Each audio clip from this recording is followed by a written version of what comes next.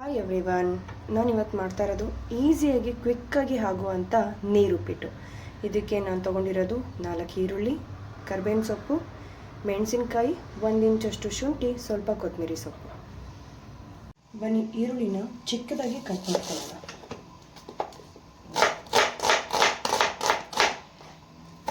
ಇದಕ್ಕೆ ನಾನು ಯೂಸ್ ಮಾಡ್ತಾ ಇರೋದು ಬರೀ ಈರುಳ್ಳಿ ಮಾತ್ರ. ಈ ನೀರುಪ್ಪಿಟ್ಟಿಗೆ ಈರುಳ್ಳಿ, ಮೆಣಸಿನಕಾಯಿ ಏನು ಇಟ್ಟಿರ್ತೀವಲ್ಲ, ಇಷ್ಟೇ ಟೊಮೆಟೊ ಆಗಲಿ ಬೇರೆ ವೆಜಿಟೇಬಲ್ಸ್ ಆಗಲಿ ಎಲ್ಲನೂ ನಾವಿಲ್ಲಿ ಯೂಸ್ ಮಾಡ್ತಾ ಇಲ್ಲ.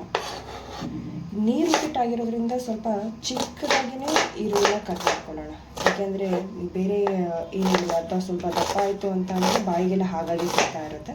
ಸೊ ಚಿಕ್ಕದಾಗಿ ಕಟ್ ಮಾಡ್ಕೊಳ್ತಾ ಇದ್ದೀನಿ. ನಾನು ತೊಗೊಂಡಿರೋ ಸಾಮಗ್ರಿಗಳನ್ನೆಲ್ಲ ಕಟ್ ಮಾಡ್ಕೊಂಡಾಗಿದೆ. ಹಾಗೆ 1 ಗ್ಲಾಸು ರವೆನೂ ಸಹ ತೊಗೊಂಡಿದ್ದೀನಿ. ಇವಾಗ ಹೇಗೆ ಮಾಡೋದು ಅಂತ ನೋಡೋಣ ಬನ್ನಿ.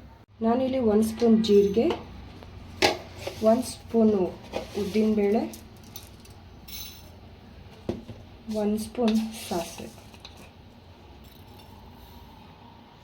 ಸಾಸಿವೆನೇ ತೊಗೊಂಡಿದ್ದೀನಿ, ಅದು ಒಗ್ಗರಣೆಗೆ.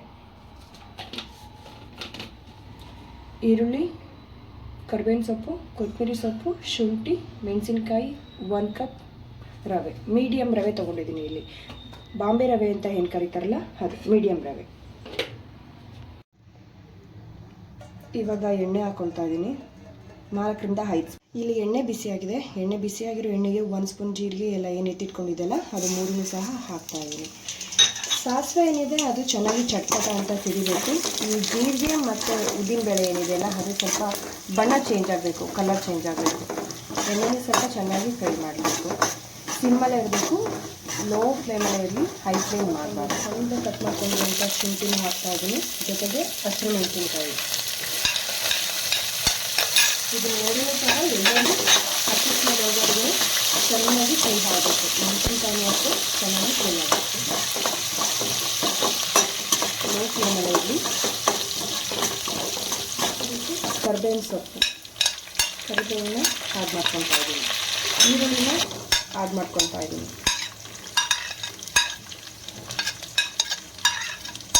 ಈರುಳ್ಳಿನ ಹಾಕೊಂಡು ಚೆನ್ನಾಗಿ ಫ್ರೈ ಮಾಡಬೇಕು.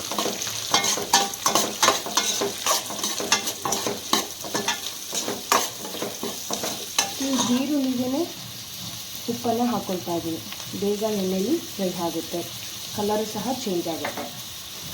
ಸೊ ಉಪ್ಪನ್ನ ಹಾಕ್ಕೊಂಡು ಚೆನ್ನಾಗಿ ಫ್ರೈ ಮಾಡಬೇಕು. ಈರುಳ್ಳಿ ಚೆನ್ನಾಗಿ ಫ್ರೈ ಆಗಿದೆ. ಈ ಈರುಳ್ಳಿದು ನೀರು ಬಿಟ್ಕೊಂಡು ಅದು ನೀರು ಸಿಗಬೇಕು, ಚೆನ್ನಾಗಿ ಫ್ರೈ ಆಗಬೇಕು. ಮತ್ತು ಇಲ್ಲಿ ನೋಡಿದ್ರೆ ನಿಮಗೆ ಕಾಣಿಸ್ತಾ ಇದೆ, ಇದ್ರ ಕಲರು ಸಹ ಚೇಂಜ್ ಆಗಿದೆ. ಸೊ ಇವಾಗ ನಾನು ತೆಗೆದಿಟ್ಕೊಂಡಿರೋಂಥ 1 ಕಪ್ ರವೆನ ಆ್ಯಡ್ ಮಾಡ್ಕೊಳ್ತಾ ಇದ್ದೀನಿ. ಈ ಒಗ್ಗರಣೆಗೆ ಆ್ಯಡ್ ಮಾಡ್ಕೊಳ್ತಾ ಇದ್ದೀನಿ ಇಲ್ಲಿ. ಸೊ ಇದನ್ನು ನಾವು ಈ ಆನಿಯನ್ನು, ಈ ಮಸಾಲೆ ಏನಿದೆ ಅಲ್ಲ ಇದ್ರ ಜೊತೆ ಚೆನ್ನಾಗಿ ಹುರ್ಕೊಬೇಕು.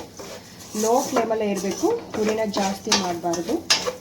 ಅದು ಚೆನ್ನಾಗಿ ಫ್ರೈ ಆಗಬೇಕು.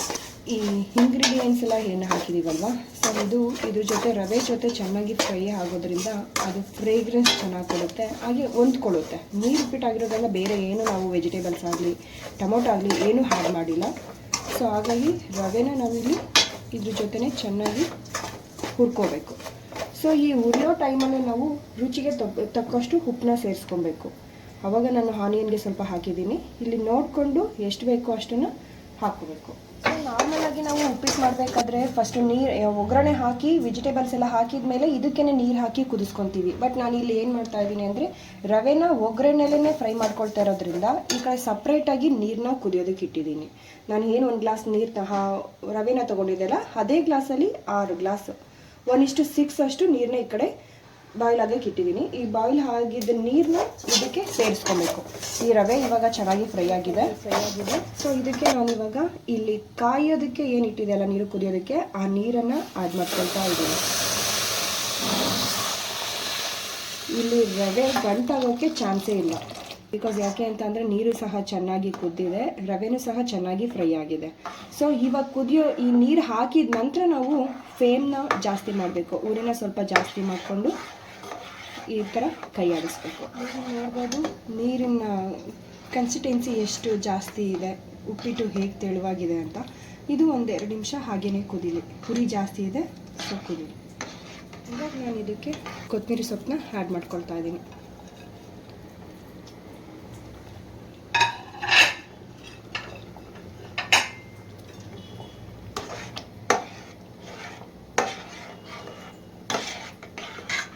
ಚೆನ್ನಾಗಿ ಮಿಕ್ಸ್ ಮಾಡಿ ಒಂದು 2 ಮಿನಿಟ್ಸ್ ಲೋ ಫ್ಲೇಮಲ್ಲಿ ಇಟ್ಟು ಈ ಲಿಡ್ನ ಕ್ಲೋಸ್ ಮಾಡ್ತಾ ಇದ್ದೀನಿ. ನೀರುಪ್ಪಿಟ್ಟು ಜೊತೆಗೆ ನೀರು ಚಟ್ನಿನ ಮಾಡೋದು ಹೇಗೆ ನೋಡೋಣ ಬನ್ನಿ. ತೆಂಗಿನಕಾಯಿ, ಮೆಣಸಿನಕಾಯಿ, ಕೊತ್ತಂಬರಿ ಸೊಪ್ಪು, ಬೆಳ್ಳುಳ್ಳಿ, ಕಡಲೆ, ರುಚಿಗೆ ತಕ್ಕಷ್ಟು ಉಪ್ಪು. ಇದನ್ನು ಗ್ರೈಂಡ್ ಮಾಡ್ಕೊಳ್ಳೋಣ. ಚಟ್ನಿನ ಗ್ರೈಂಡ್ ಮಾಡ್ಕೊಂಡಿದ್ದೀನಿ. ನಾನಿವಾಗ ಎಷ್ಟು ನಮಗೆ ತೆಳುವಾಗಿ ಬೇಕು ಅಷ್ಟಿಗೆ ಸ್ವಲ್ಪ ನೀರು ಹಾಕ್ಕೊಂಡು ಮಿಕ್ಸ್ ಮಾಡ್ಕೊಳ್ಳೋಣ. ಇಲ್ಲಿ ನೀರು ಹಾಕಿ ಮಿಕ್ಸ್ ಮಾಡ್ಕೊಳ್ತಾ ಇದ್ದೀನಿ. ನಾನು ಈ ಹದಕ್ಕೆ ತೊಗೊಂಡಿದ್ದೀನಿ.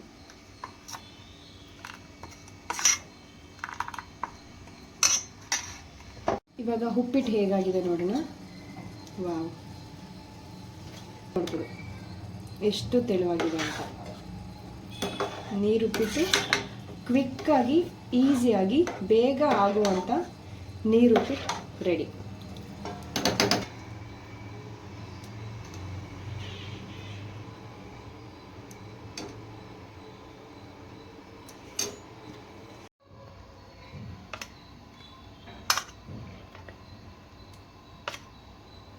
ಗುರಿಯನ್ನು ಹೊಂದುವುದು, ನಿರಂತರವಾಗಿ ಜ್ಞಾನವನ್ನು ಪಡೆದುಕೊಳ್ಳುವುದು, ಪರಿಶ್ರಮ ಪಡುವುದು, ತಾಳ್ಮೆಯಿಂದ ಇರುವುದು, ಈ 4 ವಿಷಯಗಳನ್ನು ಅನುಸರಿಸಿದರೆ ನಾವು ಏನನ್ನು ಬೇಕಾದರೂ ಸಾಧಿಸಬಹುದು.